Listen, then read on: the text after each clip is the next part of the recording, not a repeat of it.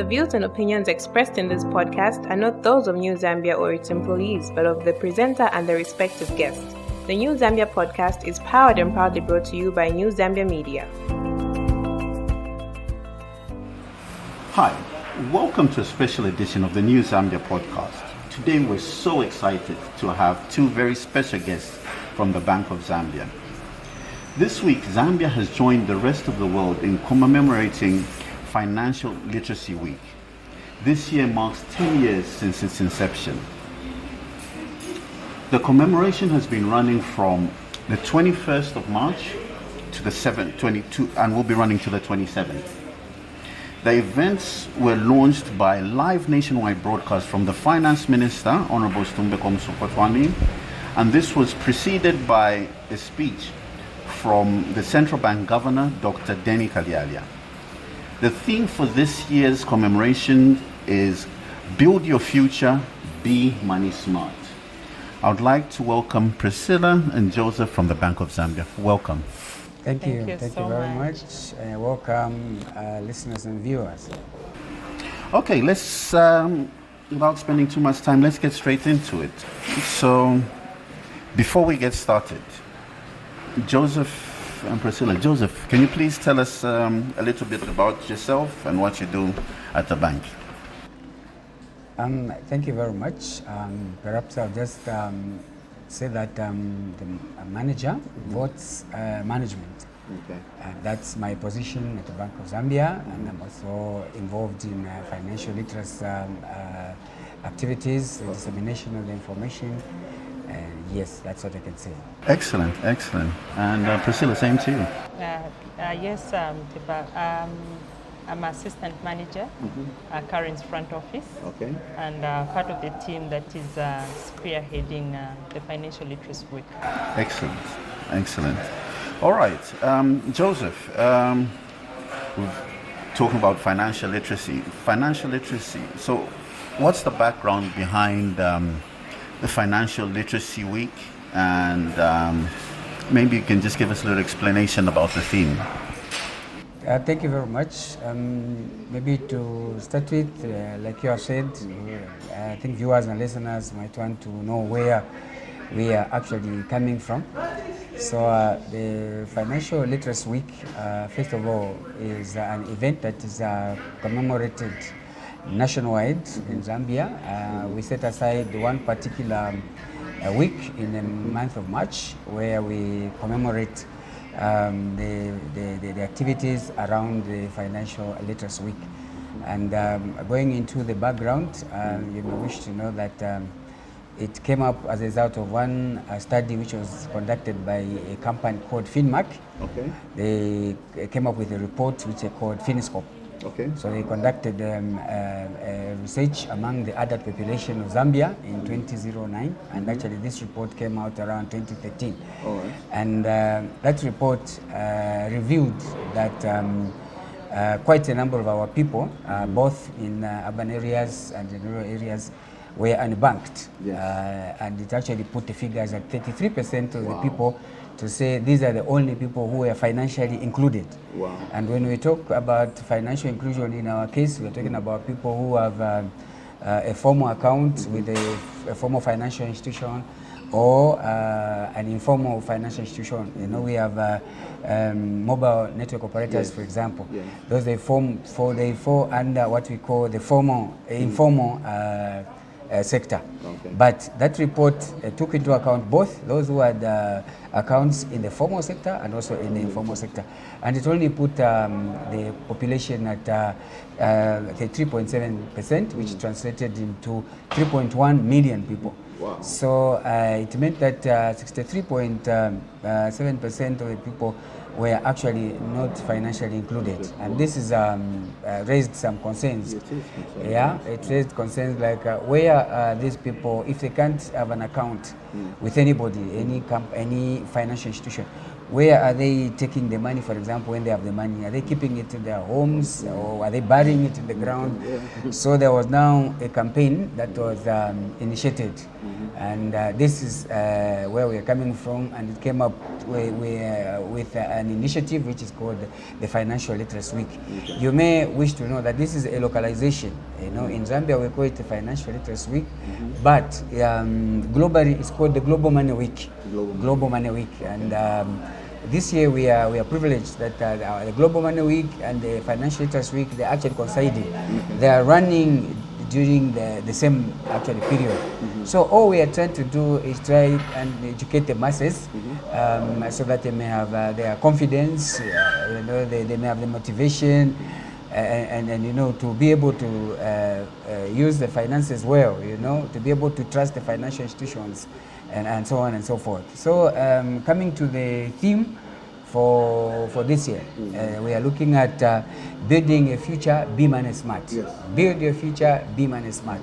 So you may wish to know that what we're trying to promote this time around is the aspect of being prudent when we are actually using our own money. You know that money is not easy to come by. It's very difficult to find money. And so we need to educate each other. How do we use this hard-earned cash? So this is what we are trying to do. And basically, the theme is anchoring on three major issues. The first one is being prudent on how we use money. Then the other issue that is the theme is looking at is how do you secure your money, you know, and then what products are actually available on the market where you can or you might be able to invest your money into, or you might be able to save your money. So these are basically the areas where the theme is moving around or hovering around. Yes.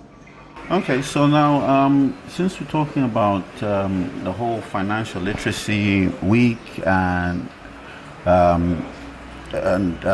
all the programs that you've prepared around it, who exactly, maybe I'll pose this question to you, Priscilla, who exactly do you target with these? Who's your target audience for these programs specifically? Thank you, Mutepa. As you may be aware, financial matters affects everyone, regardless of your livelihood, your age. And so we are targeting every Zambian. We are targeting the people that are into farming, the people that are selling on the market, the young, the old, the employed and the unemployed. We are simply taking everyone on board. Okay. So in taking everyone on board, what activities have you been through during the week and going towards the end of the week? What activities are you engaged in? And also, what feedback have you been getting from these activities? Thank you. Because we are targeting everyone, you would wish to know that activities have actually been segmented to meet the different needs of people. And so the activities, as earlier indicated, commenced on 20th March with a ministerial launch by the Minister of Finance. It was preceded by the kickoff at the Italian Cultural Center. Then on 22nd, we commenced various activities across the nation in all the 10 provinces of Zambia. So we have different activities that are going on. For example, here in Ndola today, we have financial institutions exhibiting their products at Kafubu Mall. And we are hoping that going through to tomorrow, because the exhibition goes on even tomorrow, that people will find time to walk to Kafubu Mall and just appreciate what financial institutions have for them, because they are all catered for. That's nice. That's nice. But I think if we were to go a little bit further, and maybe I would like to discuss and find out how, because I mean the times that we're living in now, we have to deal with COVID and its impact. And I just wanted to find out what impact COVID-19 has had on financial education and the works that you do in this regard. Yeah, thank you very much.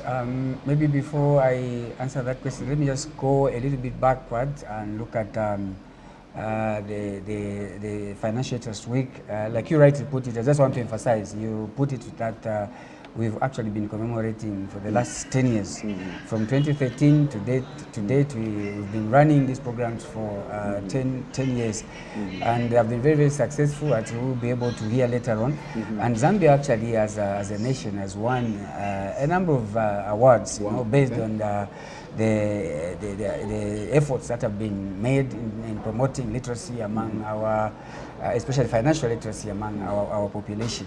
And each year runs with a theme. Actually, we've been running from 2013 to date. We've been having a theme, like I said, that this year we are looking at building your future and being money smart. So coming to the question of the impact of COVID-19, when we began this program, what we used to do, we used to actually go to provincial headquarters. And when we go to provincial headquarters, we could gather people and we could talk to them. We could go to the markets, we could go to community halls and meet people, So in other words, we had that physical interaction with the people, So, but then with the coming in of the COVID-19, there were restrictions which were imposed by the Ministry of Health, that we had to keep social distancing and so on and so forth. So we had to stop that way of doing things. We ended up now with another option. And that other option is the media, the use of social media platforms and the media, just like we are doing now. And we have actually realized that we are now able to reach more people than we used to reach, because you are able to broadcast. This is an international kind of event that we are doing. People will be able to watch wherever they are, so we're able to reach a lot of people. So these are some of the things that have come up with the COVID-19 on the aspect of financial education. So we are leveraging, in short, the good part of it, we are leveraging on social media, and we are also leveraging on the mainstream media to reach out to other people. And because of this, we are able to go even in rural areas, which we never used to go. I know that even what we are doing here, as long as people have network, they'll be able to watch us. We never used to have this opportunity, So we in other areas, we even use a language which is so familiar to the people in a particular area, Here we are using this language because we know that the target audience will be able to understand us. So that has been the impact. So it has been both good and somehow bad, but I think we have to move with time. We have to move with time. Yes. Yeah, truly we have to move with time. But maybe if you can just expand a little bit on giving out information where we want to know in terms of managing our resources, the experiences that people have had during this pandemic, and what advice you can give to the people out there on how they should be, what we have learned, and how people should be managing resources going forward. That's a pretty good question. For sure, one lesson that we have learned from the COVID-19 is that life is not certain. Yes. There are disruptions that come along sometimes in our life. Maybe to just make it a little bit clearer, you may recall that at the height of the COVID-19, we saw certain businesses not operating. Maybe we can just mention a few. Restaurants, I think, were one of them. They were not operating, including bars. And we saw what the impact that had. It led into job losses because the restaurant owners, for instance, as an example, could not keep the workers. They are not generating any more money. So what is the lesson there? We need to plan for the future. We need to plan for the future, and this has affected everybody else, even those, say, the farmers. The farmers are also affected by, for instance, climate change. We've seen, like maybe at the beginning of the 2021-2022 farming season, we were doubting whether we even have rains. Thank God we have rain now, but I can assure you some people didn't even plant because they're not so sure. So now, what am I trying to say? What this means is that if in the previous season, you harvested 10 bags of maize, and then perhaps you sold everything, hoping that you harvest another in the coming year. You find yourself going through hunger, you know. So it's the same way. So those who are doing business, the lesson is that please find time to save. Find time to save. Let me repeat, find time to save. Put some money aside, because you have a stormy day one day when you have nothing to do, and you can actually fall back on it. So this is one of the reasons that COVID-19 has actually taught us that life is not certain. We need to plan for the future. In terms of saving and planning for the future, Priscilla, do we have enough financial products on the markets that can help us with this, and how can the public access them and use them to their advantage? Yes, Mutepa, you'd wish to know that we have products that caters across almost any kind of challenge or risk that you may think of. The financial institutions have various products, and it's only up to us, and this is what we want to encourage people to walk to financial institutions and inquire on what products they have. And believe you me, at the end of the day, they will find a product that would best fit their needs. Mr. Kawai has just alluded to some of the instances that we have experienced and gone through. And to date, we are still experiencing things, and these are things that can be covered, for example, by insurance. But we have not taken keen interest to find out how we can benefit from such products. I'll give an example of farmers that Mr. Kawai talked about. Farmers, most of us know that very few farmers would actually insure even against drought. But there's such a product at an insurance company. So let's take interest and let's make use of the facilities that we have and the products that can make us live sound lives. So we have various products. It's just up to everyone to walk to the institutions, and we should be free, very free to walk into institutions. These institutions are just run by people like you and I that can speak in language. Language shouldn't be a barrier at all. If you don't know English, you can walk in from the market, walk in and express yourself in the language that you can, and there will obviously be somebody that will attend to you. That's great advice. That's great advice. When we look at the Financial Literacy Week and looking at 10 years, 10 years is a long time to have a program running. And I'm sure over the years there have been certain successes that the program has achieved. And maybe I'd like you to just highlight a few of those successes and maybe see where what Financial Literacy Week has managed to achieve over the past 10 years. Thank you very much. To start with, I would like to say that in my preamble, I did talk about figures, how we have actually moved from the 3.1 million adults who were financially included to 5.8 million. This is the latest Finscope report that was published in 2020. So you can see that we have actually moved. In terms of percentages, we have moved from 33.7% to 69.4%, almost 70% of our adult population. So you can see that this message is actually sinking into the minds of the people. And if you want to, if you're observant enough, walk around the bank, perhaps any bank. The example that I might give may not be very good, but I think I'll give it for a reason. You probably see a lot of people standing outside banks in queues, you know. So what that means is that we've had more people coming on board actually, you know, they're becoming included, you know. So this is as a result of the campaigns that we've been doing. One of the things that has come up is that is the presence of the mobile money activities. You know, you have so many booths such that some people are even complaining to say so many, you know, we can't even move freely. You see, but what we have been trying to do as part of a campaign to sensitize our people is to try and bring services closer to the people. Right now, Mutepa, you can agree with me that we are even able to, we are capable of sending money to our grandparents who are on islands, you know, somewhere in Luapula province there, you are able to send the money because there's a booth there and they'll be able to get. So then we have also seen the organizations coming up. We have organizations that have come up, and some of them have partnered with us in the area of financial education.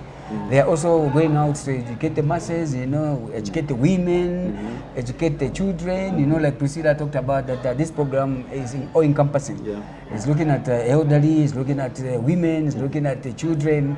So organizations, NGOs who are working with this, they have come to us, we've worked together, we've trained them, and now they have gone out to go and train the people on the importance of owning an account, maybe through a mobile phone, you know. So, and these are things that are never there, but because of the campaign that we have mounted, it is actually bearing fruit. So we can say it's one of the successes that has come up. And then the other thing is we've seen a lot of flexible products that have come on the market now, such that you don't need to go to the bank to transact.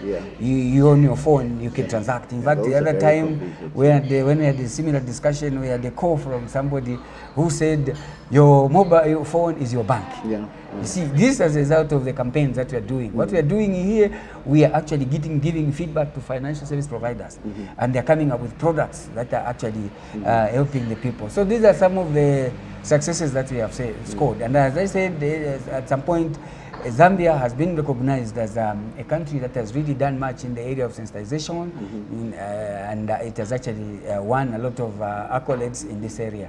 We are yet to make more successes. Mutepa, you and I, in our time, our target is to reach 100%. We may not be able to reach it in our time, but we are setting the ground. If people remember at one time, they'll say Priscilla and Joseph, together with Mutepa and this team, New Zambia, they played a role in pushing this figure to 100. It may not be in our time, but certainly we'll get there. So these are some of the great successes that we've scored over time. Okay, yeah. I'd just like us to touch a little bit longer on mobile money and financial service provision through the mobile phone. Does this mean that we're moving away from brick and mortar and other traditional ways of managing our money, or what is the significance of mobile money? Okay, thank you very much. Listeners and viewers, when we talk about brick and mortar, we're talking about infrastructure that is already established there, and they have names. You know, we're talking about the traditional banks that we have. Then moving out to mobile money, we're talking about provision of services using these booths that are dotted across.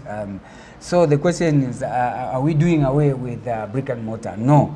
We are actually not doing away with the brick and mortar. For some time, these two financial institutions will be able to coexist, you know, but they have different services that are offering, and the mobile network operators are also helping us one or the other, but there are certain services that they will not be able to provide. Just to give you an example, I think sometimes you may wish to withdraw some money from a booth, okay? And you'll be told that we've run out of cash. Sure. You know, this is happening. So that means that they will not be able, they will be able to handle us up to a certain level. But beyond that level, we require the traditional banks to actually come in. And you've seen that traditional banks are also trying to find a way of even coming into our compound. You know, we've seen certain banks coming closer to our areas where we live. The advent of agency banking. Agency banking, yes. Except that we cannot mention the names, as you are aware that when we mention names, people think that we are favoring others at the expense of the other. So they are actually developing, you know, they're becoming more and more innovative. The same traditional banks, so that they're able to provide their services on a mobile phone. You can do quite a lot on a mobile phone. Yeah. So in short, they will run side by side for now. Yes. And I think they'll run side by side. I think they complement each other. Exactly. They'll coexist, and I think both of them existing side by side will increase the financial inclusion. Exactly. Now, these are great successes that you have discussed, and I think looking at the numbers from 33% to nearly 67% in such a short period of time, that's nearly double. Those are huge numbers to be proud of. So, Priscilla, what are some of the key messages, some of the key takeaways from all of this? Okay, so Mr. Kawa did indicate in his remarks at the beginning of the program that money is not easy to come along. It is hard-earned, and so because it is hard-earned, we want to emphasize the need for people to plan and manage their finances. We are also focusing on how people should be smart in their transactions. We want to promote electronic payments for obvious reasons, because it comes with a lot of advantages than one moving with cash. We want to encourage people also to embrace what is on offer by institutions like insurance companies, because we have noticed that a lot of us, when we speak financial issues, financial matters, all that comes to our minds are banks. So we have the Security Exchange Commission on board as a regulator as well. So we have pension as well. So we want people to embrace all these things, and not to say it's the least, but we also just want to ensure protection that we have for the consumers of the financial products. Because we are all consumers. It's not just, even the people who work in the banks are also consumers of those products. So maybe just to say that even like she has mentioned, she has talked about the pensions companies, she's talking about insurance, she's talking about the banking sector, even the Securities and Exchange Commission.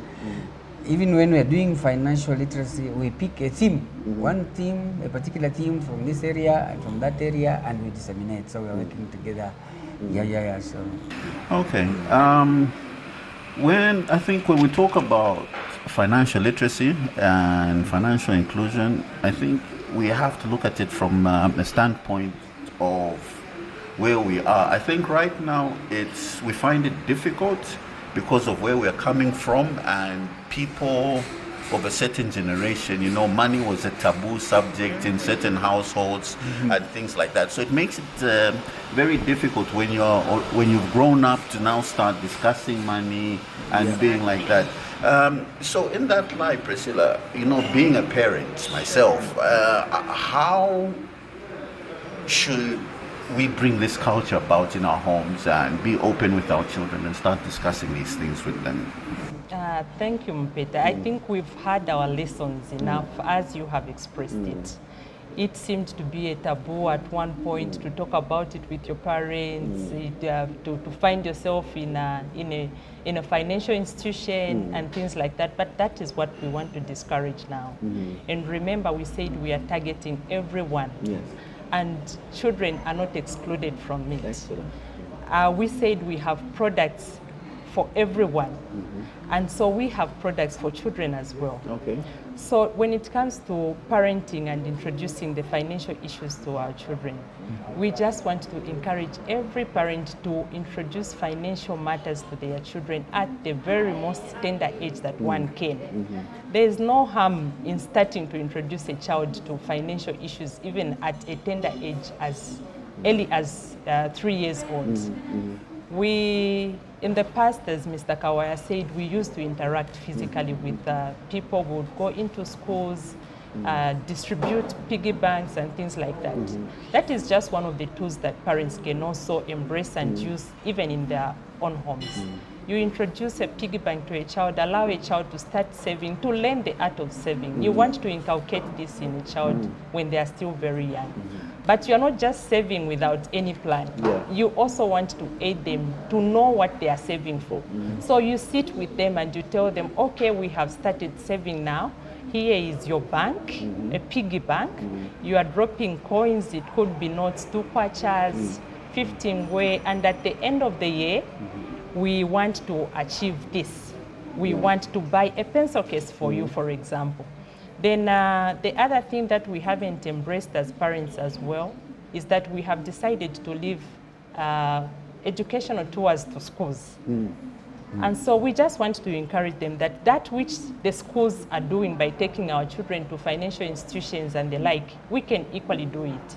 When you are going to a bank or any other insurance company, carry along your child so that they get exposed to this infrastructure and they know that there is this that exists that has a benefit in life.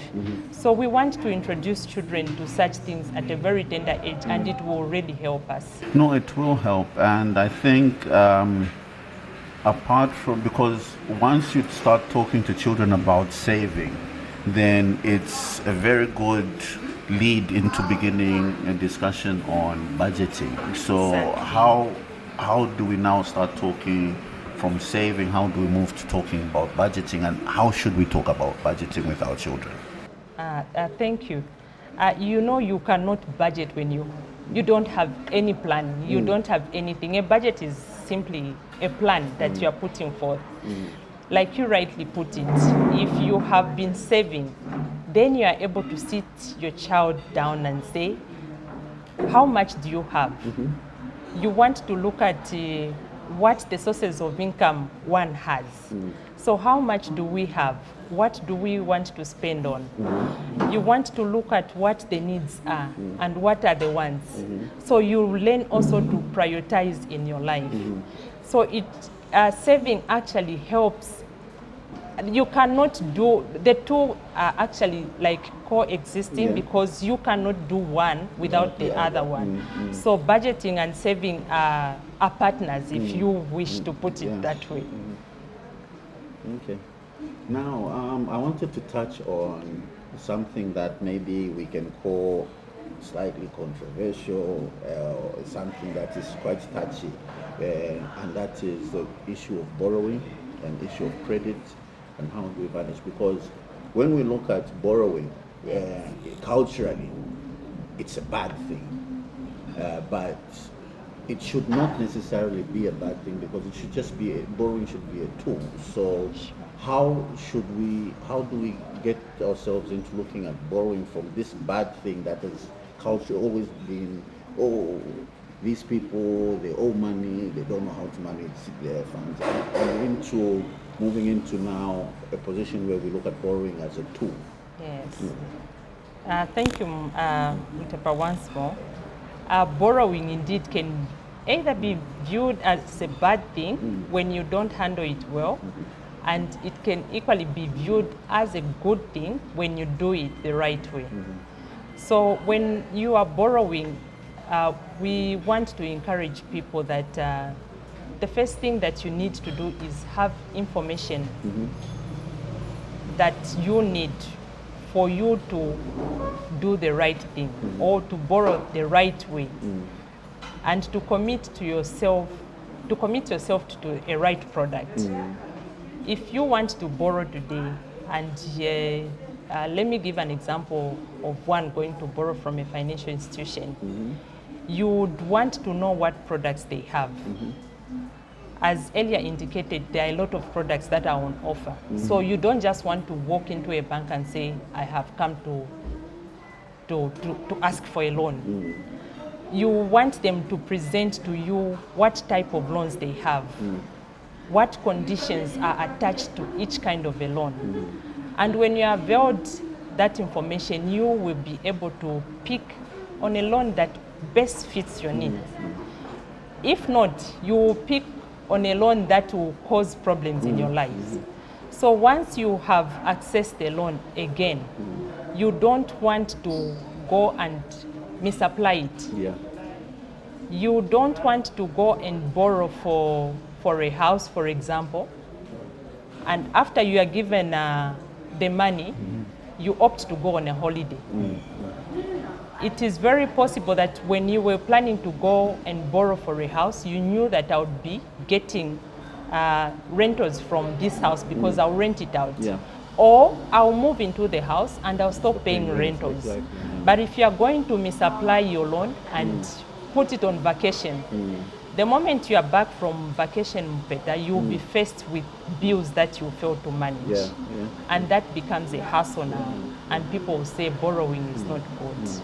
But if you borrow it for the right purpose and apply it accordingly, you will appreciate that borrowing was indeed a tool to get you out of a mess and the like. Then the other important thing that we want to talk to is you meeting your loans. Service your loans. Yeah. We don't want to give extra work to Credit Reference Bureau. Let us honor when we need to pay, let us pay. And it will be easy for you to go and access another loan if you did that. I think we find that what has helped over the years is the mobile service providers have started providing these small loans, and then with people being able to access these loans on 100 kwacha, 200 kwacha, and able to maintain them, I think teaches people again how to manage loans when they bring in loans, or when you go to an institution and get a loan of 5,000 or 10,000 kwacha. Because you can manage the small one, it helps you learn how to manage the big one. But Joseph, when we talk about the mobile banking and everything and being able to access all these financial institutions, I mean, wherever there's a good thing, there's always a bad thing. And we have noticed now an increase in fraudsters and all these things coming up. How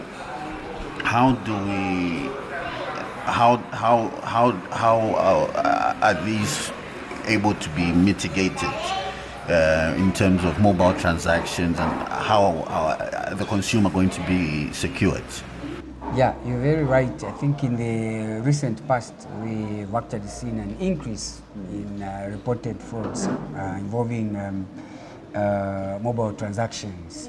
So basically, the way we can protect ourselves is to move around two critical areas, our management of our devices. For example, we have our phones, in some cases we even have the ATM cards. How do we manage them? Let me begin from the phones first of all. The phones have a password. You know, you have a password. So that password is very, very important, because the moment you're going to share it with other people, you might end up sharing it with somebody who is a bad egg. And once they know that, they'll be able to access your phone and they'll be able to steal from you. So make sure you keep that password to yourself. If possible, don't write it anywhere. I think we have seen a habit where some of us, because we are not able to memorize 4 digits, maybe we write it somewhere. So if somebody passes through with evil intention, they'll be able to use it and they'll be able to scam you. Then the other thing that we have seen is that with mobile money is the fact that our people sometimes respond so quickly to messages that are sent to them. So I'm talking about suspicious messages. Yes. When somebody sends you a message, for example, send me so much, you know, sometimes just because you have some money, and in the recent past, people are using this technique, like they will say, my phone, I can't access it anymore, it has a problem, so use this number when sending me money, you know, things like that. Sometimes some people don't even try to find out who is this, they just assume to say, okay, I think this person is somebody who knows me, and they end up sending, only to realize they are sending to somebody else. Then the other thing is, you know, nowadays our phones are linked to our names. So if I'm sending money to Priscilla, for example, I should make sure that that money actually goes to her. So at the time I'm pressing the button to confirm the transaction, I should be able to know the name which is coming out. You know, then if I see it's this person, that's when I commit that transaction. So let's not be quick to commit transfers of money, because sometimes we're able to make mistakes. You know, phone numbers have about 9 digits or so. So maybe somewhere you can make a mistake. Instead of punching a 2, maybe you punch a 3. It means that that money will actually go to another person, somebody else. And then you start the process of asking that person to send it back. And normally what happens when that happens, the other person will even switch off the phone. It means you will have lost out. So then the other thing is we need to review your transactions. You know, check if you find any unusual transactions, report them to your mobile service providers.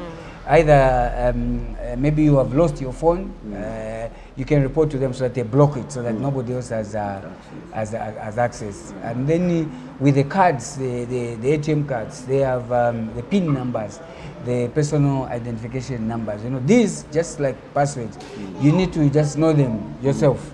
Don't tell any other person except perhaps somebody that you trust so much, maybe your wife or whatever, or your husband, you know. And we are saying that you need to share that information. You may have to share that information because, you know, sometimes we are met with fate. You find that maybe you die, you know, you have the money, but you die. So if somebody knows, they can know how to go about maybe retrieving that money. Then just be alert also. Nowadays we have scammers who are sending us messages such as I have 10 grams, 20 grams of gold. So send me 100 kwacha, I'll send it to you. You know, because these days people want to get rich fast. So they'll be able to send that money. Some of them, unfortunately, they will send that money to that person, and then thereafter that person will even switch off their mobile phone, so they will have lost their money. Then we also have the smart ones. I call them the smart ones because what they do, we don't understand what happens in the background.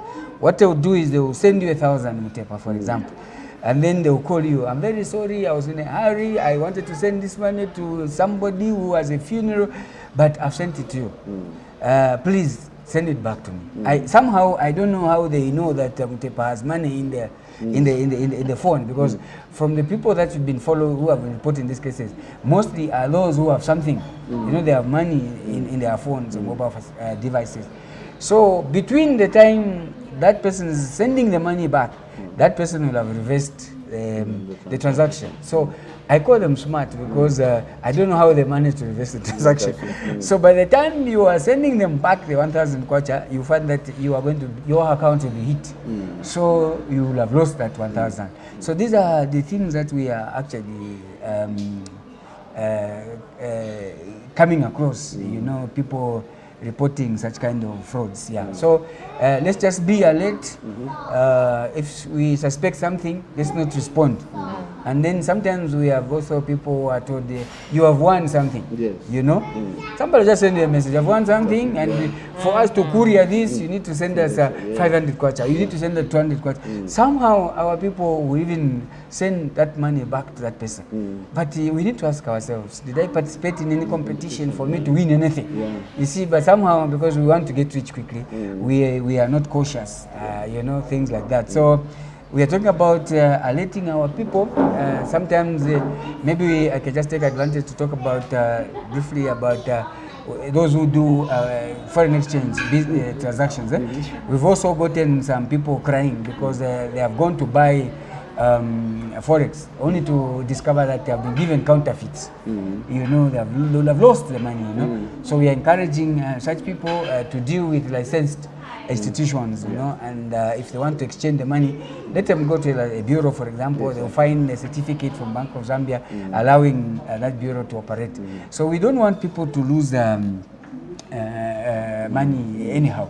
So I think basically those are some of the challenges that we are facing with the coming on of mobile money transactions. All right. You touched briefly on ATM cards and things like that. What are some of the advantages of swiping and paying for goods and services through ATM? So here we're talking about the use of the point of sale machines that allows us to swipe using the ATM cards. So the advantages of Mutepa, maybe we can start with the very critical one. The use of cards do not allow us to use it means that you are not using the physical cash. Physical cash, the carrying of physical cash becomes a very big challenge. Yeah. You agree with me that sometimes you might drop it, you might be attacked. So if you are attacked and then you have cash, it means you'll have lost it, no matter how much it is. You'll have lost it completely. But if you have a card, in most cases, thieves will not even go for a card because they will require a PIN, as I mentioned earlier on, so they will not be able to transact. So it is safe, you know, it gives you that peace of mind, you know, you don't carry the card. Then the other thing is even the merchant himself herself, while you are buying the things, you know what happens if you Mutepa, you buy something, Priscilla also goes to buy something, I also buy something using the hard cash. At some point, that merchant will have to pull those resources together, the money, and then find a way of couriering that money through cash in transit, taking it to the bank. And also we've been hearing reports of maybe people along the way being attacked or something like that. You know, even as we are doing business, you can imagine if you're doing business, somehow we've heard that business outlets have been attacked, you know, and when they're attacked, people come for cash. So if you are swiping, it means that your account is, you as a merchant, your account is getting credited, you know, even if they steal your machine, they steal the point of sale machine, they'll never take it anywhere, you know, so you are better off. Then it's also convenient, you know. It's very convenient to use a card, you know, because you say you're traveling out of the country, you know, you don't need to carry kwacha, just carry the card and you'll be able to transact. And then the other thing is, you know, you are able to pay. It enables us to pay to the right way. You know, we have prices like 49 kwacha, 19 way, you know. So if you pay 50 kwacha, you'll not be given the 10 way, you'll have lost out. But with the card, you'll be able to pay to the exacting way. So those are some of the advantages of swiping, and we are encouraging, especially even in the COVID era, we are told that COVID is moving as money is moving from one person to the other. So you do away with that, you are safer. You know, sure. Okay. Priscilla earlier alluded to not using, not just when we talk about financial institutions, not just talking about banks, but also thinking about things like insurance companies and things like that. I just wanted you to touch on how we can use insurance to mitigate risk. Yeah, basically, like Priscilla mentioned, insurance companies are there to mitigate risks. And then we get some sort of relief from insurance companies. I think she mentioned farmers, for example, you want to insure against drought, you know, you want to insure against theft of stock theft. So at the end of the day, if you suffer such a loss, the insurance company will be able to come through and they'll be able to help out. So they protect us against personal risks. You know, like you can even insure your health, you know, when you are sick, you can go to an insurance company, you know, things like that, you know, and so on and so forth. So even when you may perhaps your life, when you die, an insurance company will be able to foot a bill. You know, you can imagine that maybe today I have some resources which I can use, but there comes a time when me as a breadwinner, I go. It might be very difficult for people who are remaining to find funeral costs. So if you have taken up a policy with the insurance company, the insurance company will be able to come in and be able to help you mitigate that one. And then, you know, we've also seen a situation where our structures go up in flames. Yes. You know, sorry to say this, but it happens. Maybe the whole business structure goes up in flames. The market stores go up in flames. So if you have not insured against fire, it means that you will have lost everything. So, but with the insurance company, you can go there, and if you have insured against fire, they'll be able to compensate you and you continue running your business. If not, that will be the end of you. So basically, we are encouraging people to find the time, like Priscilla mentioned, not just to go to the banking institution, but also to go to the insurance companies and find out what projects are on offer, so what things they can insure. And then looking at their business structures, they'll be able to be advised by the experts. Insurance companies have experts, you know. So we are encouraging people to find time to walk through, not just to keep things to themselves, because they might end up suffering a loss. These are some unforeseen circumstances which we need to take care of. All right. I just wanted to touch quickly on, go back a little bit when we were talking about scammers and scammers and things that are starting to happen because of the technology. Technology comes in to do good, but people find ways to abuse it and do bad things. So we've seen, generally people have been talking about, people have been doing village banking and things like that in their own communities. And with the coming of technology, they thought that they can expand that onto mobile platforms and things like that. But that has seen people get defrauded with the advent of Ponzi schemes and things like that. So maybe if you can just touch on that and also just explain a little bit on how people can avoid such things, and also how the regulator comes in to protect the consumer. Okay, very good question. So basically we are looking at village banking, and we are looking at the Ponzi schemes. Maybe we have to start from village banking. Sometimes we refer to it as chilimba. The beauty, that is a legal standing. A chilimba or village banking has a legal standing. It's actually recognized. The advantage that one has over Ponzi schemes is that with village banking, it consists of people who know each other. Like we are here, the three of us, we know each other. This is Mutepa, this is Priscilla, and this is Joseph. So we come together, we put our resources together, we see how we can help ourselves. So in that case, it's very difficult for anyone to scam you. But the Ponzi schemes is from the smart people mainly. Those who are using technology, they are able to do mass marketing. What they do, they will create a platform where they will perhaps advertise like invest 1,000 kwacha today, get 10,000 kwacha in a week's time. Invest 1,000 kwacha, 500 kwacha today, get 2,000 kwacha in a week's time. Things like that. So because of the desire for people to get rich, you find that most of the people, they are going on board. And then here, you don't even know the person who's behind the whole thing. You're just meeting on a platform. You don't know him, you don't know her, but then you begin to pump in your money. The moment you put in your money, the first people to put in their money, normally they are given back. Like for example, Mutepa, if you are the first one, you'll be given back, and then you come to tell us, guys, look at what is happening. Things are happening here. Can you also come on board? So what happens now, then more people begin to come on board. As they begin to come on board, the organizers of the people behind these schemes now fail to have money to pay back. So what they will do at some stage, when they think they've made enough cash, they'll just own up. Then they close the platform, and then they will go. And then they will have lost. And then the problem with these people, they are not regulated.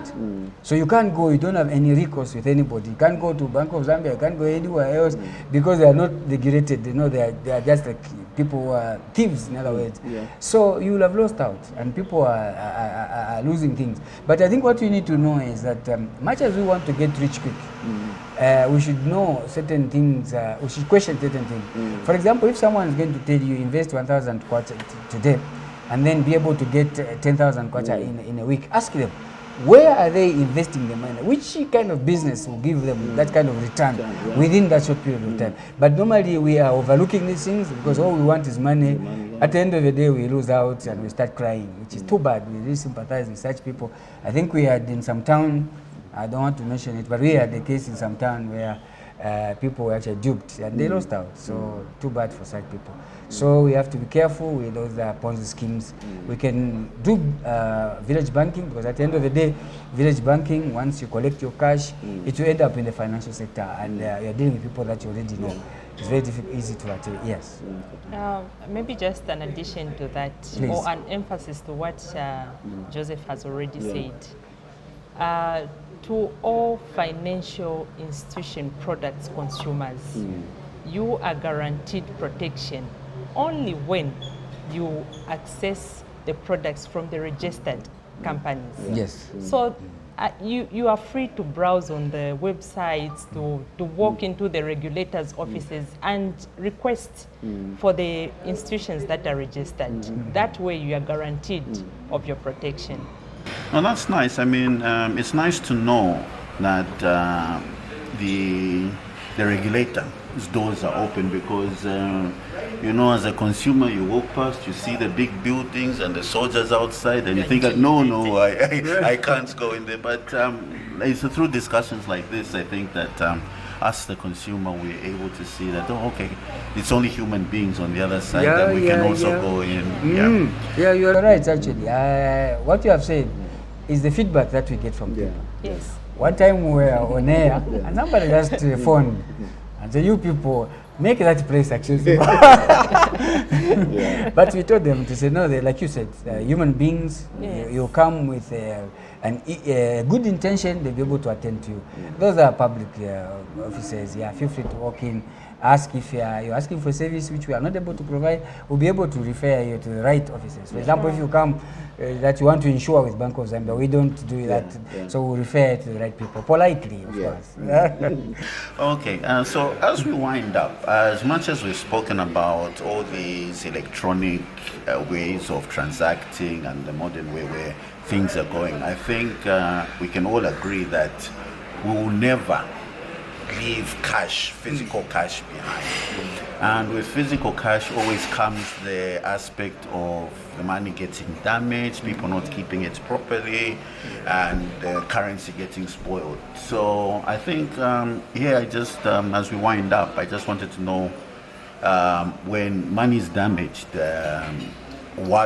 what happens? What do we do? We just lose out, or what happens? Maybe if you can just generally speak to what happens with the money being damaged, and also if you damage it on purpose, what generally about damaging money. Okay, thank you, Mutepa. Mutilated or damaged notes and coins carry the same value as the good notes. That is the first thing. And so you cannot just dispose them off. And the Central Bank of Zambia is the only institution that is allowed to destroy the money. So no one is allowed to destroy the money. So if you are found mutilating currency willfully, you are liable to a sentence of you can be convicted. And then when you come across the sold notes, the mutilated notes, and they cannot be accepted in your daily transactions on the markets and wherever, you are free to again walk to Bank of Zambia on Tuesdays and Fridays from 8:15 to 14:30. We exchange the damaged notes or the mutilated notes and coins for better ones. But again, you should be aware that you are attended to in accordance with the way the physical state of the note. So if you were to come in with half a note, bearing in mind that a note has two serial numbers, a vertical one and a horizontal one. So if you have half a note bearing one serial number, we will give you half the value of that note that you have come with, for one good reason. The other half of the note is lying around somewhere, and somebody may still come and have it replaced as well. And then if you have bent notes, that calls for a police report. You will need to go to police so that they explain to us the circumstances that could have led to the burning of the notes. But there is nothing difficult about the whole process. As we earlier on indicated, Bank of Zambia is just like a building like any other, with people like you, Mutepa, and I, attending to people that need the services. So you just need to carry your NRC, your note, and if you need a police report, a report as well, you walk to Bank of Zambia. At the reception, they will direct you, and we will be glad to attend to you. So, Joseph, I think as we wind up, if you have any concluding remarks that you'd wish to emphasize, that takeaway for our viewers. Thank you very much. Over and above what we have said, we are saying people should be free to go to any financial institution and be able to ask for a service that they may want. For those taking up loans, we are asking them to read every detail on the loan forms, understand what sort of an interest rate is applicable, whether it's floating, whether it's fixed, and also above all, we would want to tell them that loans are not for free. Never you get a loan and think that it's going to be for free. And then we are just encouraging the general populace to embrace the culture of using cards, you know, doing digital financial payments as opposed to carrying cash. You may wish to know that it costs a lot of money to actually bring this cash outside Zambia, bringing it here and distributing it, replacing it like Priscilla was talking about. So let's embrace the culture of actually doing digital payment services. Thank you very much. All right. Okay. No. Priscilla, Joseph, I would like to thank you so much for spending this time with us and being able to share all this information with the people out there. Some of it seems like general knowledge, but it's very good to have it out there because a lot of people they get lost and they don't know what to do with certain things or where to ask or where to access certain services. And I think the time that we've spent here has been well spent, and there's a lot that you have disseminated that the public will be able to pick up. No, thank you so much. Thank you. Thank you Thank you. so It's much. our pleasure being here. I'd just like to thank our guests, Priscilla and Joseph, for spending this time with us, and also a special thanks to our host, Mint Cafe here in Itawa, Ndola. Thank you so much for being with us, and thank you so much for spending your time to watch our podcast.